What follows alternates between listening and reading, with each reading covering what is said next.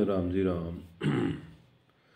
सतप्रेम आनंद प्रवाह के सभी भाई बहनों को राम जी राम। आइए, काफ़ी दिनों के बाद आज वीडियो रिकॉर्ड करने का प्रोग्राम बना। तो आज का विषय है भक्ति, ज्ञान, वैराग्य व त्याग क्या है। प्रत्येक भक्ति की धारा में परमात्मा से मिलने का जो मार्ग है उसमें भक्ति, ज्ञान, वैराग्य और त्याग की आवश्यकता होती है। तो हम हमारे जीवन में देखें कि हम इन चारों आयामों के द्वारा अपनी भक्ति की धारा में आगे बढ़ रहे हैं, अपने अध्यात्म के मार्ग में आगे बढ़ रहे हैं या नहीं। तो सबसे पहले विषय आता है कि भक्ति क्या है। तो भक्ति है सही और ऊंचे से ऊंची भक्ति यदि है, यदि आप शरीर व मन के परे अपने अस्तित्व में रमण करने के जो सारे प्रयास हैं उनके द्वारा चैतन्य रह करके अपने अस्तित्व में रहते हुए उस परमात्मा का भजन करते हैं, ध्यान करते हैं। जैसे राम नाम आप यदि कर रहे हैं तो पहले आप अपने अस्तित्व में आवें। आपका अस्तित्व शरीर नहीं है, आपका अस्तित्व जीव नहीं है, चेतन नहीं है। इन तीनों के परे जो आपकी सत्ता है वही राम की सत्ता है। तो उस सत्ता में ठहर करके और राम नाम का भजन करें, राम की याद करें, राम का सिमरण करें, चलते फिरते, उठते बैठते।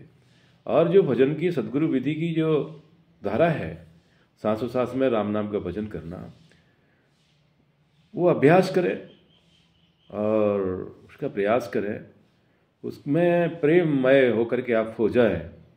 तो यही प्रयास भक्ति है। और भक्ति के बाद, इसके बाद जो आपकी पक्की निष्ठा बनती है आपके स्वरूप में, वो है ज्ञान। ज्ञान यानी कि शरीर और मन को जो जानने वाला है, जो आपके अपने शरीर को जानता है, आपके मन को जानता है, आपके जीव को जानता है। तो इन तीनों चीज़ों को, शरीर को, मन को और जीव को, अपने चेतन को जानने वाला जो है, उसकी अनुभूति जो आप करते हैं वही ज्ञान है। उसकी अनुभूति पूरी आपके अंदर है, आप उसमें उतरे हुए हैं, जो कि आपका अपना अस्तित्व है, आपका आत्मराम है। उसका ज्ञान यदि आपको हो गया, उसकी अनुभूति आपको हो गई, तो यही परम ज्ञान है। और इस ज्ञान के बाद जो अवस्था बनती है वैराग्य की, तो वैराग्य तब होगा जब आप अपने स्वयं की अनुभूति में अपने मन और तन से अलग होकर, अपने जीव की सत्ता से भी अलग होकर और अपने स्वयं के अस्तित्व में के प्रेम में मगन रहते हैं। और इन तीनों चीज़ों से आपको वैराग्य हो जाता है, तन से, मन से, जीव से और अपनी आपकी चेतना से। इस प्रकार से अब अध्यात्म में भजन के द्वारा, साधन के द्वारा आप इसको कैसे जांचेंगे, किस स्केल से नापेंगे। तो उसके लिए संतों ने बताया है कि भजन करते हुए, राम राम करते हुए, सांसों सांस में भजन करते हुए, जब जहाँ तक श्वासा चलते हैं बाकों कहिए पिंड। तो भजन करते हुए कंठस्थान, नाभि, हृदय और नाभि से जहाँ तक श्वासा चल रही है ये पिंड है। और इसके परे जब आपका भजन जाता है, बंकनाल से उलटते हैं तो ब्रह्म का रास्ता तय करते हैं।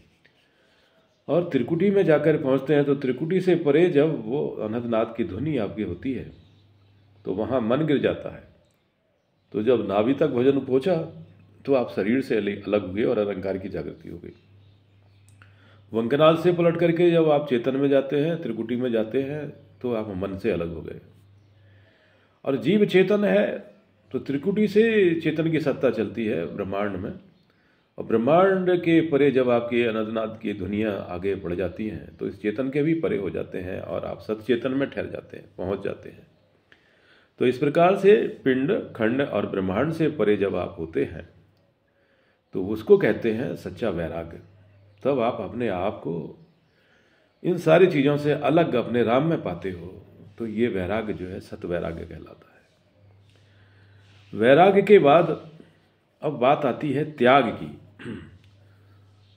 तो सतवैराग के द्वारा अपनी पृथक सत्ता की, सत की सत्ता की अनुभूति से जब आप अपने अहम और पांचों शरीरों की चेतना से का त्याग कर देते हैं, आपको ये अनुभूति हो जाती है कि ये मेरा अहंकार है और ये हमारे पांचों शरीर है, ये चेतन है, इसकी सत्ता से मैं अलग हो रहा हूँ। और अलग होकर के उस अस्तित्व में ठहर करके आप उस सत आनंद की अनुभूति करते हैं, तो ये सच्चा त्याग हुआ। तो भाइयों, इस प्रकार से हम अपने आध्यात्म मार्ग पर चलते हुए अपने अंदर भक्ति, ज्ञान, वैराग्य और त्याग का जो विषय है उसको अपने स्केल पर नापें कि हमारे अंदर ये सारे चारों गुण कैसे उतरे हैं और कितने उतरे हैं। तो इनकी परख हम करें, तभी हम समझेंगे कि हम अपने अध्यात्म मार्ग पर आगे बढ़ रहे हैं। इस प्रकार से हम हमारे लक्ष्य को पूरा करें। इन्हीं शब्दों के साथ इस वीडियो को यहीं विराम देते हैं। राम जी राम।